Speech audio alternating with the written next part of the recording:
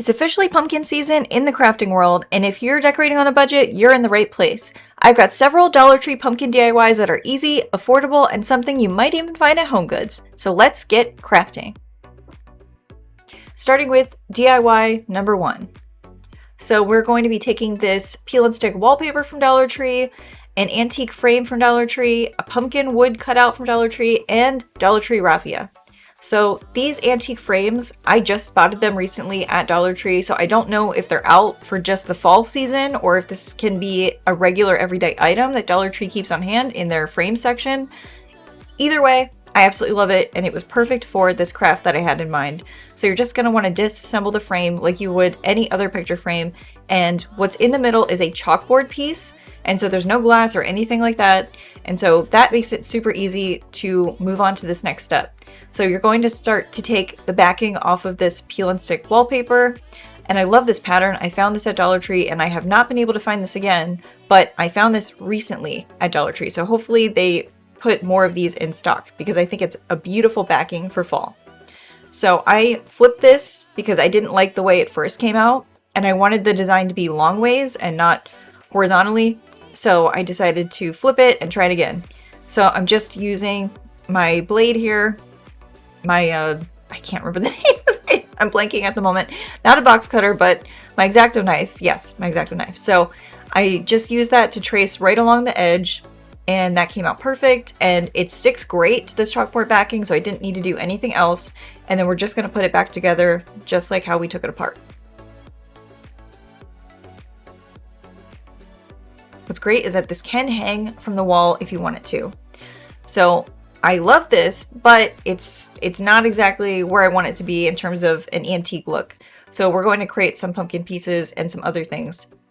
So this little ornament from Dollar Tree, I'm just taking some plaster color Waverly chalk paint, and I'm just covering the entire thing. And then for the stem, I'm using Waverly antique wax. I don't have any real brown paint on hand, so I felt like this was the next best thing.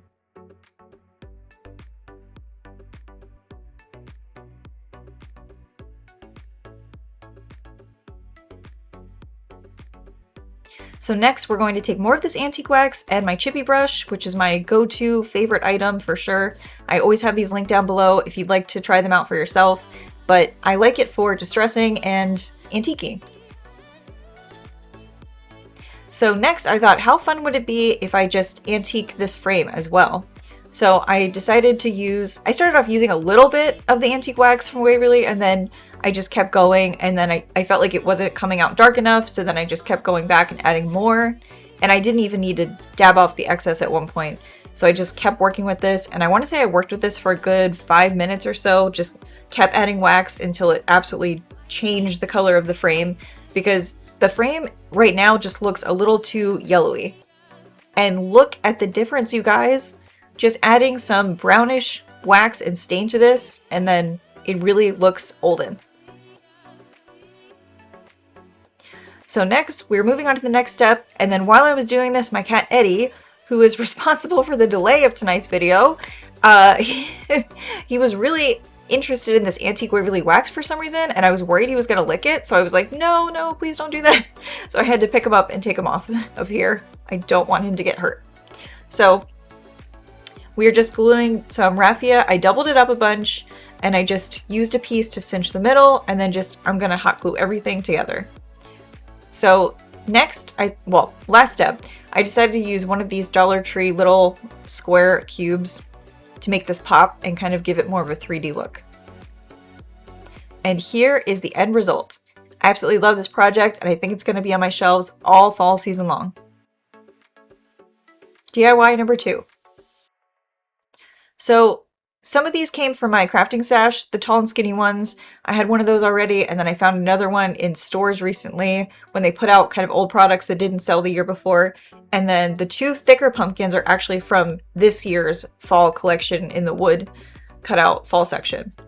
So I just ripped off the raffia bow that came on these, and luckily it came off pretty easily, but I don't have a heat gun, and that's normally what I would recommend you use for this type of project, to remove that easily. Otherwise it takes a little bit of elbow grease, but it all does come off. So once there was nothing left but a little bit of glue. Then I just sanded it down a little bit more, made sure it was completely flat. And then we're going to take some masking tape, painter's tape, whatever you want to call it, and just place that behind the hole in the stem because I don't have any spackle. And when I went to go buy some at Home Depot, it was like $8 even for their smallest size, and it kind of felt ridiculous. So I'm like, all right, I'm just gonna fill it in with some hot glue. It's the next best thing. So I just kept filling it and kept filling it, and then I'm using that scraper tool to just kind of make sure it's even. And then this is Waverly chalk paint in the color Fawn. So it's supposed to come out brown, but it kind of ended up coming out gray. So I did eventually change the color of this on the stems to a different Waverly color called Moss. And I just felt like it fit more to have green stems than a grayish brown one. And next I'm taking Waverly plaster color chalk paint, and I'm just going to paint a little bit in the middle. I'm not going to cover this entire piece, this part of this pumpkin in this color. I just need a little bit of it.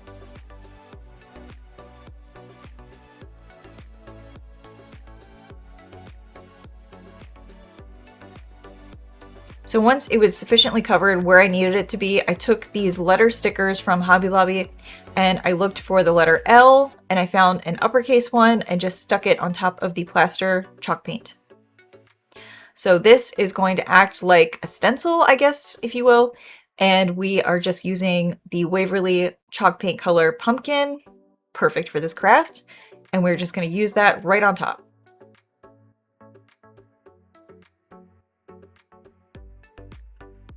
So once it's sufficiently covered, then before this dried, I took off the stencil that I painted over, or well, the sticker that I painted over.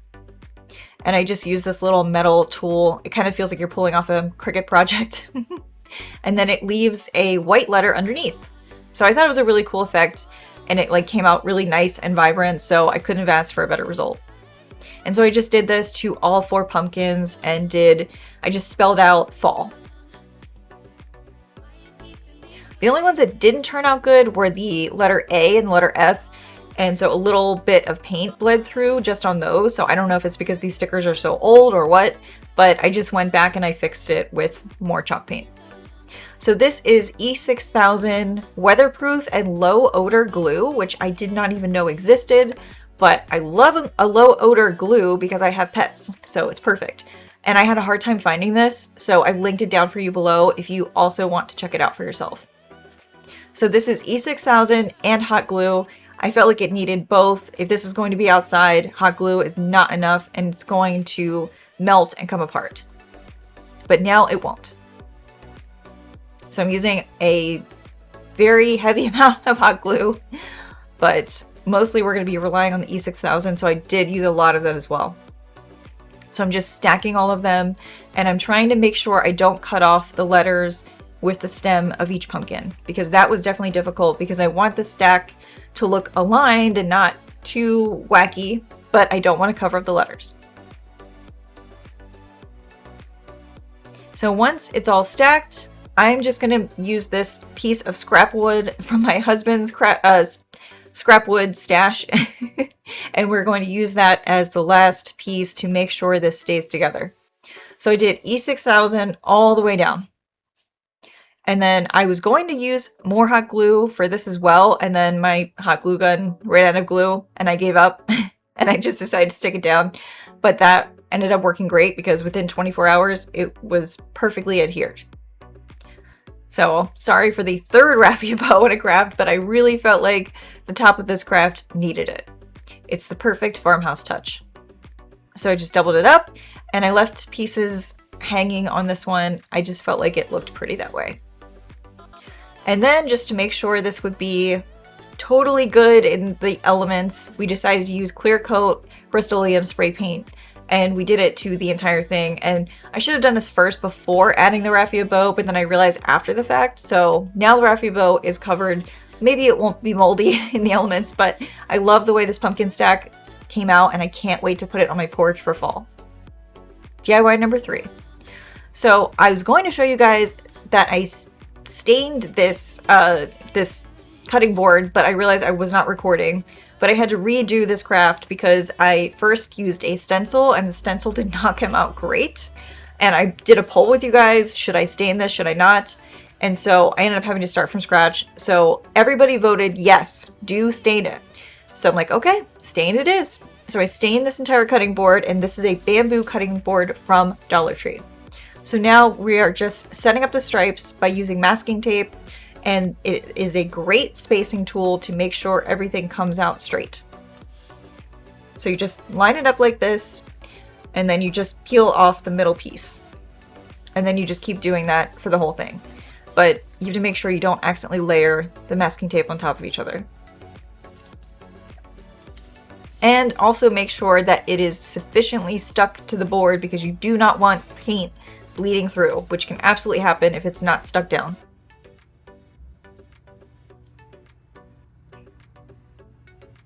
And that's exactly what happened on the other side of this bamboo cutting board, which I think you might see it at some point. You'll see the messed up stencil, but I learned my lesson and I made sure it was all stuck. So you just do this for the entire cutting board. That's weird. Huh.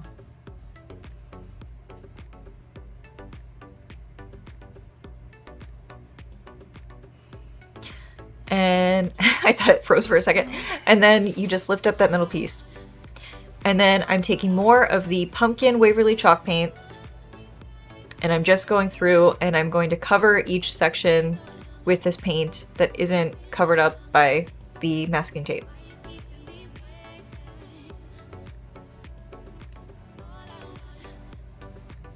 And for parts of this, if it wasn't thick enough, I did have to go back and add an additional coat. So that definitely can happen, but it's not a problem.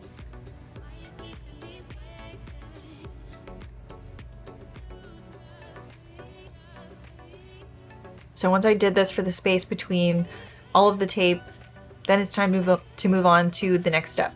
So I peeled this up before the paint was completely dry because I don't want to pull any paint up with me. So you can see the paint is definitely still wet here. It's only time.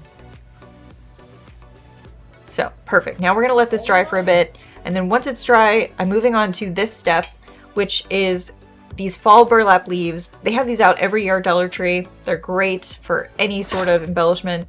So I'm just gonna combine these. And I used, right before this, I was using my miter shears to cut the wire because I couldn't find my wire cutters.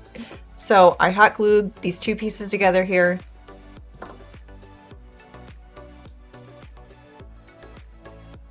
And this is going to go at the top of our cutting board.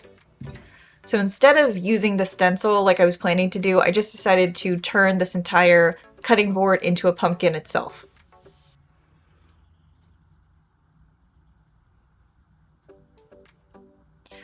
So next we are going to place some hot glue in the very middle of this top piece here.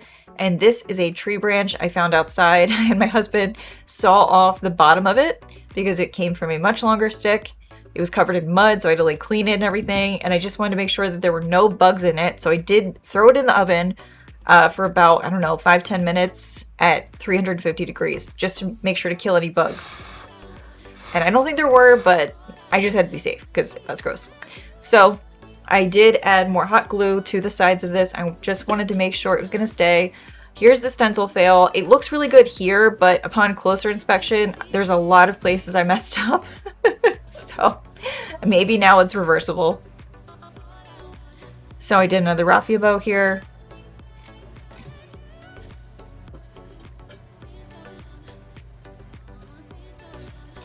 And we are just going to glue this to the top. And just like that, this project is done. I feel like it is a very modern farmhouse look, and I absolutely would buy something like this if I saw it. DIY number 4. So this is a plastic pumpkin stack I got last year at Dollar Tree. They have very large versions of this, and then I saw that they had a mini one, and I thought it was great, so I grabbed this and then never got to use it last year. So we are going to quickly put it together. So it is, I mean, it's very tiny. I don't know the exact measurements of it, but I'd have to get back to you. But here's, for perspective, that was my cat next to it. That was Bucky. And then I'm just showing my husband spray paint this because it's a lot easier for him to spray paint it, and then I can hold the camera, because when I tried to do this myself, it was very wonky and I felt like the video is all over the place. This is me holding the camera and spray painting at the same time. I didn't want to give anybody vertigo, but this is why one of us spray paints. Yeah. So I ended up spray painting all 3 pieces, but I kind of realized that later that I wanted to do that. So this is the middle piece here, and I spray painted the top of this, but it ends up like not, basically you don't need the paint on the top, and it's actually, because it's kind of sticky, because it's like spray paint on plastic, it's actually bad for putting the stack back together.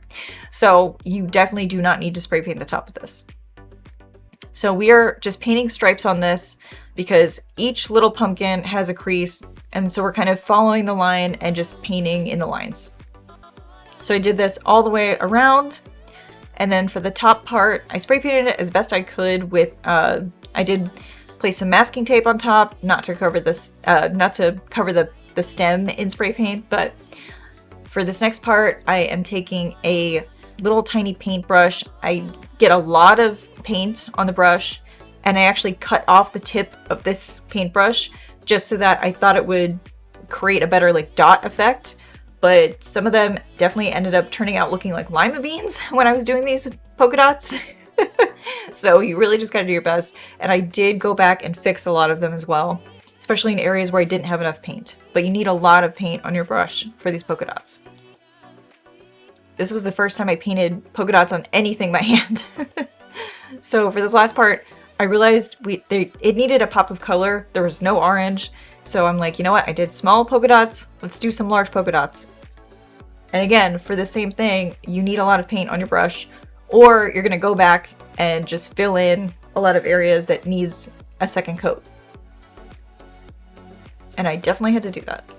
So this was a great learning lesson. Spacing out the dots in this was also a little tricky, for sure. So once everything was painted, polka dotted, everything, then I took 4 pieces of ribbon, and this Harlequin ribbon is actually new from Dollar Tree.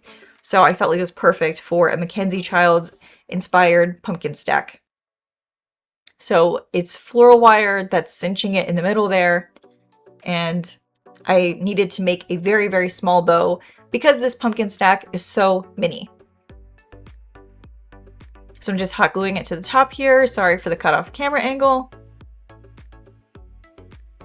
And here is the final result. So this was my first time making any sort of Mackenzie Childs inspired pumpkin stack, so this was definitely a fun project. Thank you guys so much for watching this video. If you want to check out more fall videos, check them out here on the left, and let's keep in touch on Instagram and all other social media. See you guys next week. Thanks for watching. Bye.